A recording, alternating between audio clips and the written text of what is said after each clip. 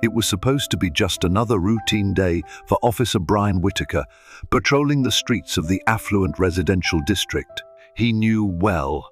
The sun was setting, casting a warm golden hue over the manicured lawns and expensive driveways, and nothing seemed out of place until a sleek black SUV slowly pulled out of a driveway. Behind the wheel was Danielle Carter, a professionally dressed black woman, her posture poised, her movements calm. But for Brian, that single visual was enough to trigger suspicion. In his mind, a black woman driving a luxury SUV in a wealthy, predominantly white neighborhood didn't fit the picture of who belonged there. No crime had been reported, no call had come in.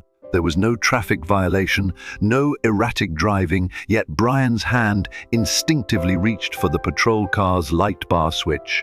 With the flip of a button, the red and blue lights flashed, signaling the driver to pull over.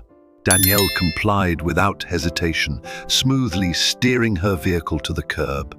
As Brian approached, her window was already down, her license and registration in hand. Her demeanor was calm, her gaze steady, neither defiant nor fearful. This was not the reaction Brian was accustomed to.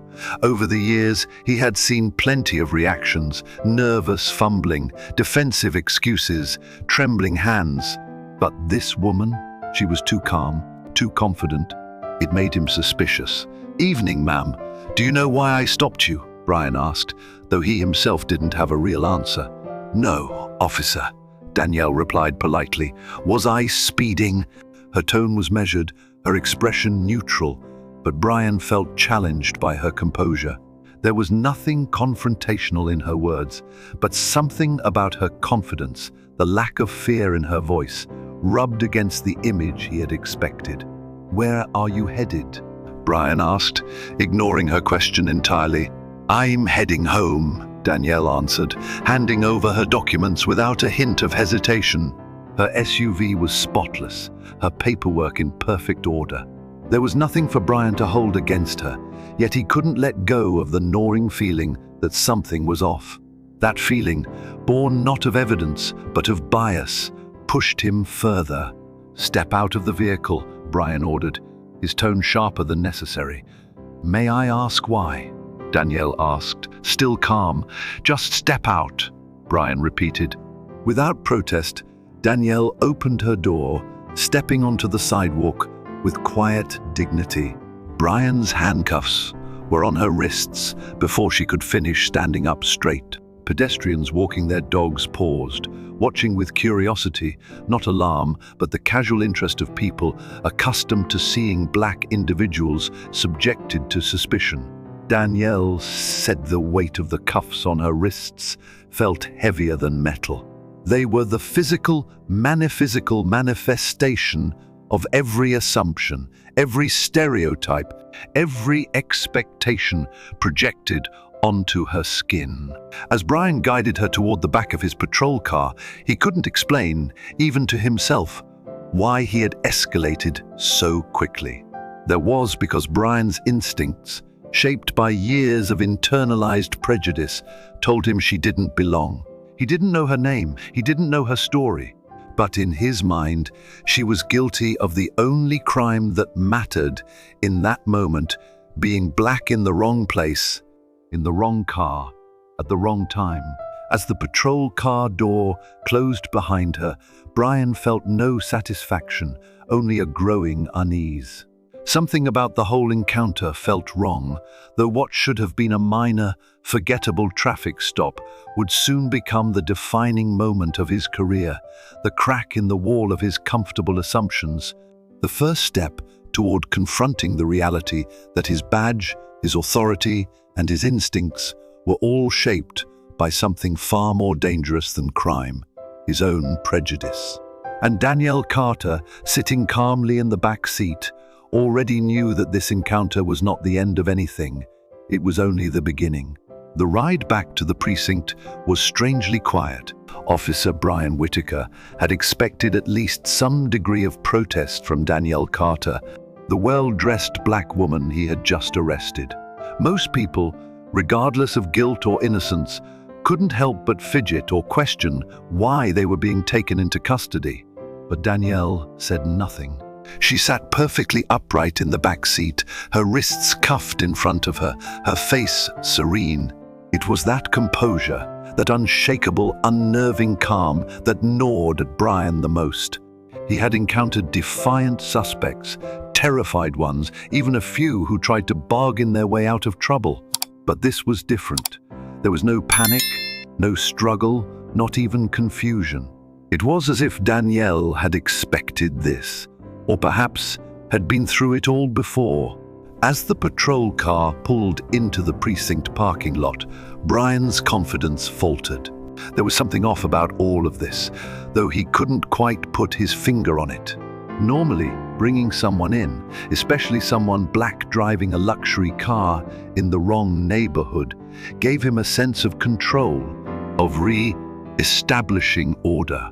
But Danielle's silence felt like a challenge in itself. It wasn't fear, it was patience. And that patience made him uncomfortable. Inside the precinct, Brian led Danielle to the booking area, still waiting for some kind of reaction. But she followed every instruction without hesitation, handing over her belongings, standing for her mugshot, answering routine intake questions with precision and clarity. Her silence wasn't submission, it was something else. It was the silence of someone who knew exactly how this game worked. When Brian sat down at his desk to enter her information into the system, his hands were steadier than his nerves. Name, date of birth, address, all entered smoothly. But the moment he hit search, the system froze. A bright red flag appeared on the screen. Restricted access, federal clearance required. Brian blinked, unsure if he'd misread it. Restricted access. For a simple traffic stop. That was something he'd only seen attached to high-level federal agents, protected witnesses, or people with significant clearance. Problem, Whitaker? Came a voice behind him. Brian turned to see Lieutenant Harris, his direct superior, standing with his arms crossed, eyes sharp and cold. There was no trace of humor in his voice, no curiosity, just a quiet demand for an explanation. One, just brought her in from a traffic stop, Brian said, the confidence he usually carried already beginning to erode. Routine check. She was driving a high-end SUV in a restricted residential zone. No big deal. Harris's eyes narrowed. You don't know who she is, do you? Brian's stomach tightened. She said her name's Danielle Carter. That's Special Agent Danielle Carter, Deputy Director of the FBI. The room spun for a moment. The name barely registered at first because it was so far removed from what Brian had expected. This woman, the one he'd handcuffed on the side of the road, was one of the highest-ranking law enforcement officials in the country. You brought in the Deputy Director of the FBI, Harris repeated, his voice low and deliberate. Because she was driving while black in the wrong neighborhood? Brian's mouth opened, but no words came out. His mind raced through every procedural mistake he'd made, every assumption he'd let guide him, every racial bias he had never even bothered to question. And now, all of it had led him to this moment, standing at his own desk, in his own precinct, having detained one of the most powerful law enforcement officers in the country without cause. She's been flagged as a protected federal officer in every system we have, Harris continued, which means every minute she's in our custody. It's being monitored, not just by me, but by Washington. The gravity of it finally sank in. This wasn't a misunderstanding that could be brushed under the rug with a quiet apology. This was career-ending, reputation-destroying, life-altering. Danielle, still seated calmly in the holding area, glanced in Brian's direction. Her face betrayed no smugness, no anger, just quiet understanding. She had been here before. She knew exactly how this would go. Brian's face burned with shame, not just because he had misjudged her, but because she hadn't even been surprised. He realized, with a sickening twist in his stomach, that she had expected this. And that was the worst part. Not that he had wrongly arrested her, but that for someone like her, being wrongly arrested was just another Tuesday. As Harris ordered him to remove her cuffs and escort her to a private interview room, Brian couldn't bring himself to meet her eyes. For the first time in his career, he wasn't just afraid of losing his job, he was afraid of facing himself. The assumptions, the biases, the quiet prejudices he had let guide his every interaction were suddenly laid bare, and the face of that reality was sitting calmly just a few feet away. Sitting alone in the dimly lit interview room, Officer Brian Whitaker felt the cold weight of his own actions settling around him. The adrenaline that had fueled his confidence on the roadside had evaporated, leaving only the uncomfortable stillness of reality. The black woman in the luxury SUV, the one he had assumed was out of place, turned out to be Danielle Carter, Deputy Director of the FBI. There were no raised voices, no slamming fists, no legal threats, just an eerie calm as Danielle entered the room, uncuffed and composed, followed by Lieutenant Harris. If Brian expected anger, indignation, or fury, he saw none of it. Instead, Danielle's face carried the quiet certainty of someone who had endured this before and was no longer surprised. That, more than anything, unnerved him. "Let's talk," Danielle said, her voice soft but firm as she settled into the chair across from him. Brian had questioned countless suspects in this very room, but never before had the roles been reversed. His badge, his uniform, none of it gave him power in this moment. Sitting across from Danielle Carter, he wasn't the authority, he was the problem. "Do you know why you stopped me?" Danielle asked, folding her hands in front of her.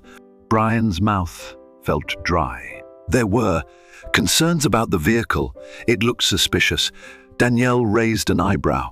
"Suspicious," she repeated, her voice neither confrontational nor accusatory. "Because a black woman driving a nice car didn't fit your idea of who belonged in that neighborhood." Brian's stomach clenched, but he said nothing. The question hung in the air, heavy and undeniable. "You didn't run my plates before you pulled me over," Danielle continued. "You didn't have a call reporting suspicious activity. You saw a black woman in a wealthy neighborhood, and you assumed something was wrong." She leaned slightly forward, her voice still calm but carrying the weight of lived experience.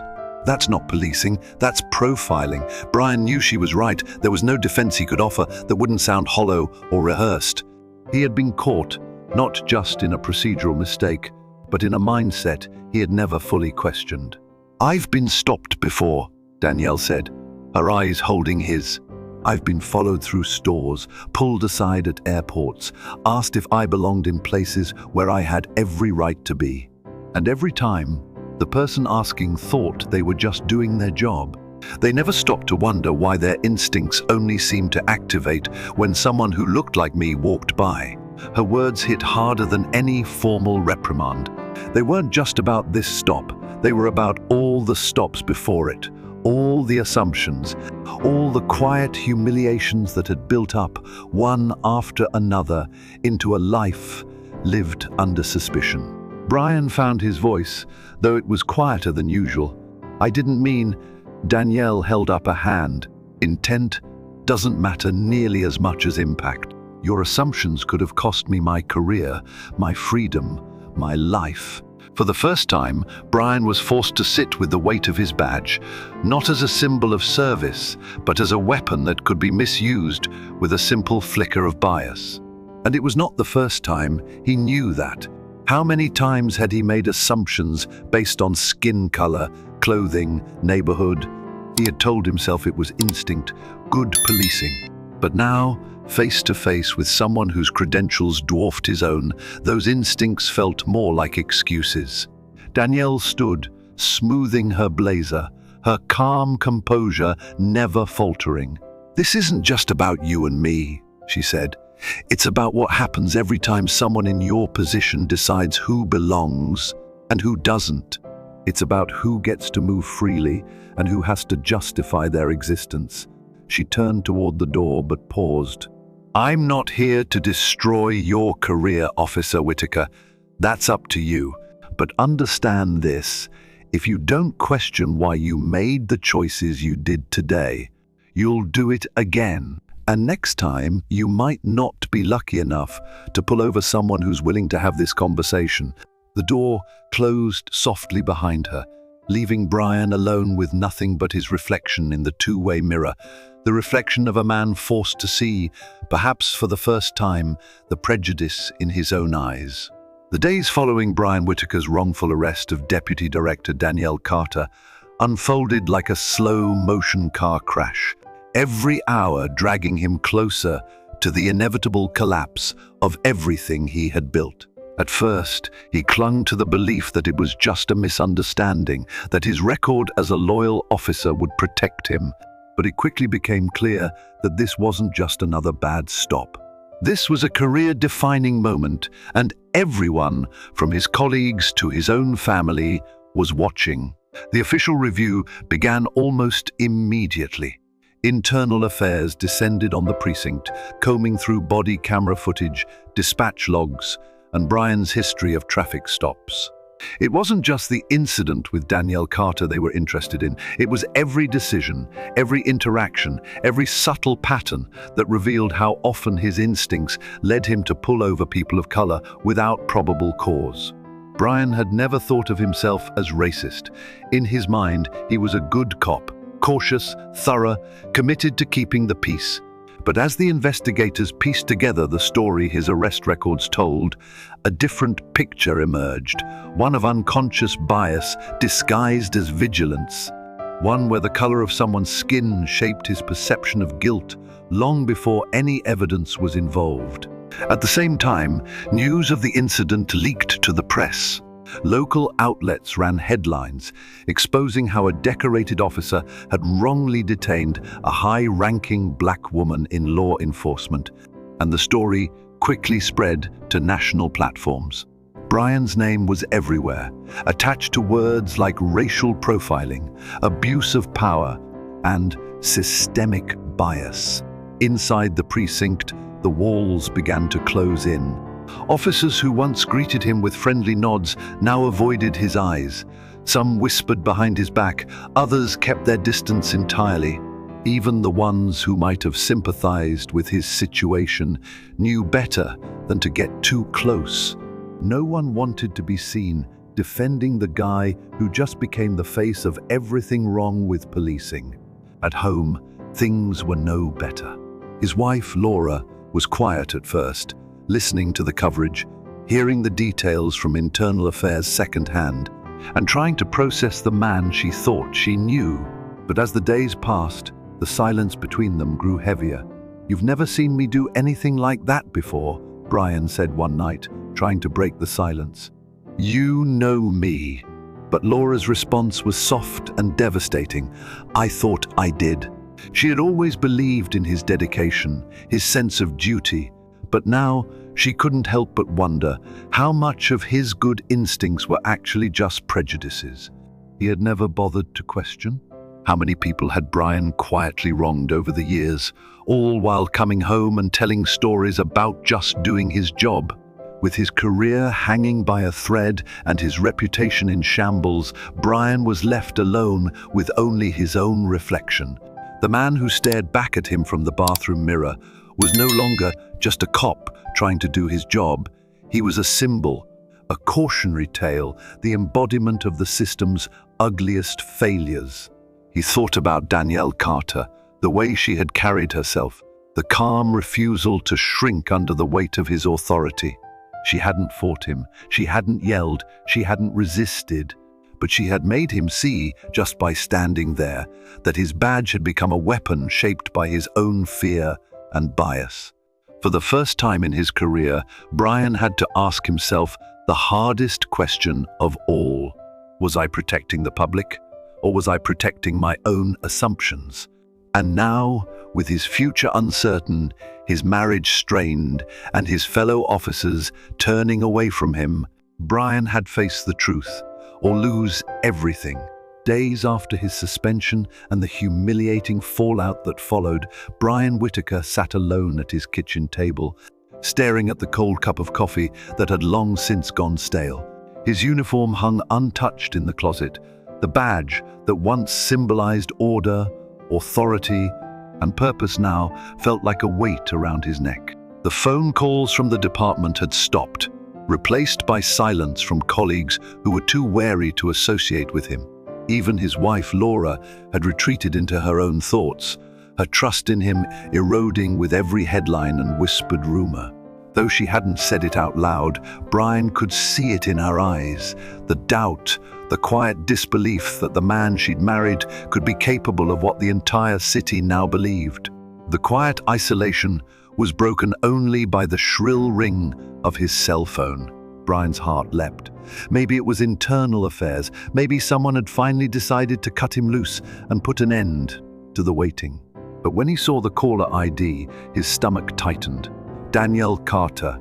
He hesitated, hand hovering over the screen. He had expected her silence to be permanent, that she would leave him to twist in the wind while his life unraveled. But now, she was reaching out, and Brian had no idea what to expect. With a deep breath, he answered. Officer Whitaker. Her voice came through calm, steady, the same voice that had unnerved him from the beginning.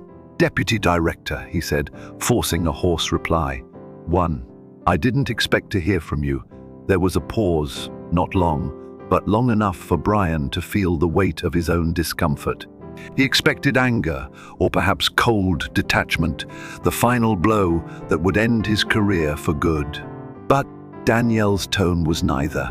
I wanted to call you directly, she said, because there's something I need you to understand. Brian's grip on the phone tightened. I'm listening. There's a part of me, Danielle continued, that could have walked away from all of this and let the system tear you apart. It would have been easy, maybe even deserved.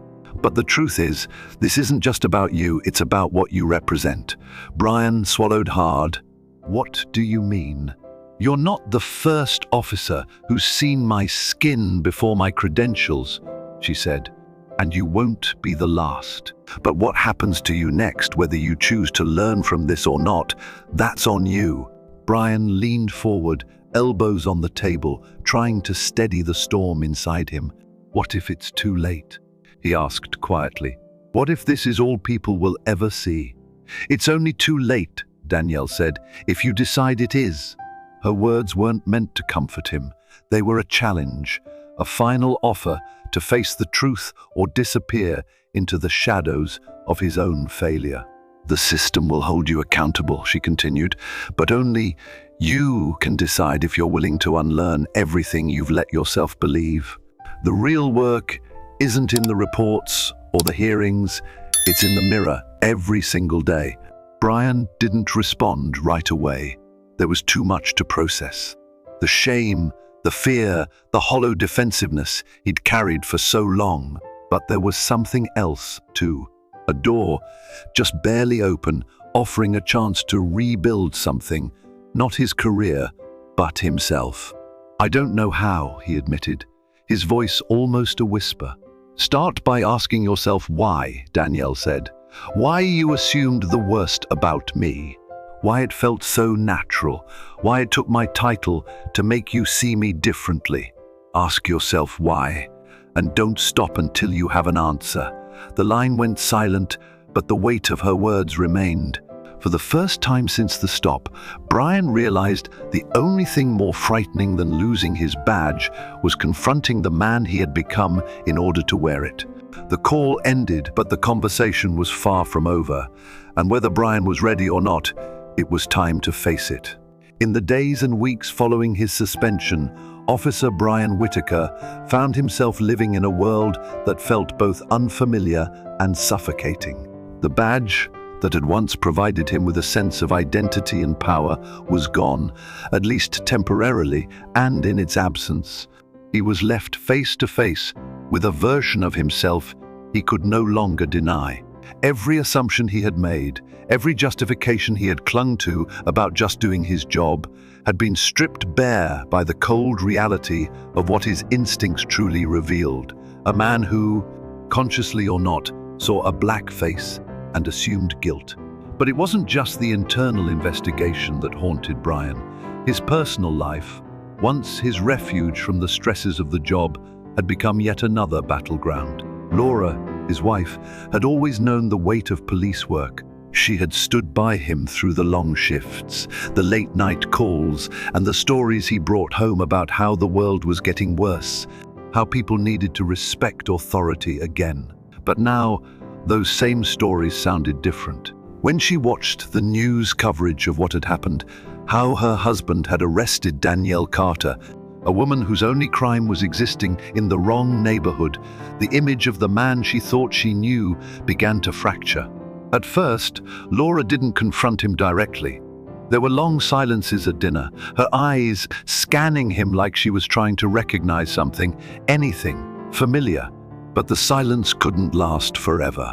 One evening, after yet another news segment replayed the footage of Danielle being led into the precinct in handcuffs, Laura finally spoke. "Is that really who you are?" Her voice wasn't angry, just tired. "Is that how you see people when you're out there?" Brian didn't have an answer, or at least not one he was ready to say out loud. Every defense he had used with himself, that it was just routine, that experience taught him who to watch, that gut instinct was part of good policing, all felt hollow now. Those excuses had collapsed under the weight of what he had done. But the worst part wasn't the public humiliation or even the investigation. It was seeing his wife look at him like a stranger. At the precinct, it was no better. Colleagues who had once shared jokes with him at shift change now avoided eye contact. Some believed he had been unfairly made an example of, but none of them were willing to risk their own reputations by defending him. Even the officers, who might have agreed with his assumptions about people like Danielle, knew better than to say it out loud now. Brian had become the cautionary tale, proof that the old ways of thinking could no longer hide behind a badge. In the quiet hours, Brian was left alone with his own thoughts, and for the first time in his career, there was no distraction, no justification that could drown them out. He thought back to Danielle Carter's face in the rear-view mirror that night, calm, patient, unshaken. Not because she was weak, but because she had lived through that moment before. And that realization that to Danielle, this wasn't new, was the hardest to accept. He wasn't the first officer who had seen her skin before her humanity. He wasn't the first to assume her success must be a front, her presence a threat. He was just the latest in a long line of men with badges who believed the rules worked differently depending on the color of the person standing in front of them. But the difference this time was that Danielle Carter had power to hold up a mirror to his actions and make him see what so many others never had the chance to show him. Laura's voice echoed in his mind, soft but unrelenting. "Is that who you are?" And for the first time in his life, Brian Whitaker didn't know. But if he didn't find an answer soon, it wouldn't just cost him his badge, it would cost him everything. The phone call from Danielle Carter lingered in Brian Whitaker's mind long after the line went silent. Her words hadn't been angry, nor had they been particularly forgiving. They were simply truth laid bare, the kind of truth that left no room for excuses. Sitting alone at the kitchen table, Brian found himself turning her words over and over, each one peeling away the layers of justification he had built around himself for years. At the precinct, the suspension was still in place, and though the official investigation hadn't yet concluded, Brian already knew the outcome wouldn't matter as much as what came next. Even if the review board chose leniency, even if no formal charges were filed, his name was tarnished. His reputation, both in law enforcement and within the community, had been reduced to a headline about racial profiling and abuse of power. But the real trial was happening inside his own head. For the first time, Brian couldn't hide from himself. The past weeks had forced him to confront a reality he'd spent his entire career avoiding. The reality that his so-called instincts weren't instincts at all. They were bias, refined and reinforced over years, disguised as professional judgment. Danielle had handed him something far more valuable than punishment. She had handed him a choice. The easy path was clear. He could dig in, cling to defensiveness, and tell himself the world had gone too soft. He could blame political correctness, claim that good cops were being sacrificed to appease the public, and surround himself with like-minded voices, eager to validate his resentment. It was the path several of his old colleagues were already taking, the path of bitterness, denial, and victimhood. But then, there was the other path, the one Danielle's voice had nudged him toward, the one that required him to unlearn everything he had trusted. It meant confronting why it felt natural to view black drivers with suspicion.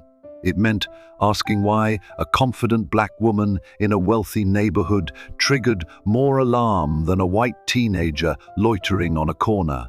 It meant questioning how much of his career had been built not on protecting and serving, but on patrolling and controlling people who looked like Danielle. It meant recognizing that his badge hadn't made him immune to the system's rot. It had made him part of it. That path was harder. It required not just admitting fault, but changing who he was. And change, real change, meant stripping away the comfort of believing the problem was everyone else. That night, Laura found him on the couch, a legal pad in his lap, the pen hovering just above the page. "What are you doing?" she asked softly. Brian didn't look up. "Writing down every time I made a stop like that one, every time I followed someone because they looked suspicious. Every time my gut was just my bias talking." Laura stood silently for a moment before sitting beside him. It was the first time in weeks they had sat together, without the heavy silence of unspoken questions hanging between them. "You really want to do this?" she asked. "You think it's not too late?" Brian exhaled slowly. "I don't know if it's too late or not. But if I don't figure out why I did this, all of it, then even if they give me my badge back, I'll just be the same man in uniform, and I can't live with that anymore." Danielle's final words echoed in his mind. Start by asking yourself why. For the first time, Brian wasn't trying to defend himself. He wasn't rewriting the story to make himself the good guy. He was finally willing to see the man he had become and to ask if that man deserved a second chance. The choice was his. And though the path ahead was steep and uncertain, for the first time in his career, Brian Whitaker was ready to take responsibility, not just for what he had done, but for who he would choose to become. The power of reflection, understanding our role in the world around us. As we move through life, we accumulate more than memories. We gather experiences, beliefs, and assumptions that shape how we see the world and how we treat others. With each passing year, it becomes easier to fall into patterns, relying on what we think we know rather than questioning what we may have misunderstood. But the story of Brian Whitaker and Danielle Carter reminds us that even late in life, we are never too old to take an honest look at ourselves and to change when necessary. Brian Whitaker was a man who believed he knew his job. He had spent years in uniform, trusting his instincts, confident that experience had taught him how to spot danger and assess who did and didn't belong. But experience, when left unchallenged, can turn into something dangerous. Without ever stopping to question why, Brian let bias take root, mistaking skin color for suspicion and confidence for defiance. As older adults, we understand the comfort of familiar habits, but we also know the importance of self-reflection. The world we were born into is not the world we live in today. What was once considered acceptable, deep injustices we were to reconsider the things we were once so sure of. The story of Danielle Carter offers another crucial lesson, the quiet strength of those who refuse to let prejudice define them. Danielle's power wasn't in her title or position. It was in her refusal to be reduced to a stereotype, even when confronted by someone with a badge and authority. She didn't shout or retaliate. She held up a mirror, allowing Brian to see not just his actions, but the mindset behind them. How many of us have had moments like that in our own lives? Times when someone, through quiet dignity or honest words, forced us to confront the gap between who we thought we were and how others experienced us. Those moments are not comfortable, but they are necessary. Growth, no matter our age, requires discomfort. This story reminds us that change is always possible, but only if we are willing to do the work of looking inward. It's easy to blame the world around us, to claim the times have changed too fast, or that people are too sensitive. But real courage, the kind we have had a lifetime to develop, lies in asking, what part have I played in this? What beliefs have I passed on? And what example am I leaving for the next generation? For those of us who have lived long enough to see history repeat itself, we have a responsibility. We can help break the cycle of bias and misunderstanding by sharing what we've learned, by encouraging honest conversations within our families, and by demonstrating that it is never too late to rethink, relearn, and grow. If this story has made you reflect on your own experiences, if it has reminded you of a time when you spoke up, or a time when you wish you had, we invite you to join the conversation. Like this video if you believe it's never too late to learn and grow. Share a comment below. Tell us about a moment in your life that made you see the world differently. Subscribe to the channel to hear more stories that help us reflect on the lessons life teaches at every stage. And share this video with friends and family, because sometimes all it takes to start a conversation is a story that reminds us of who we are and who we want to be. Because no matter our age, the greatest legacy we can leave is not just what we've done, but how willing we've been to learn from it.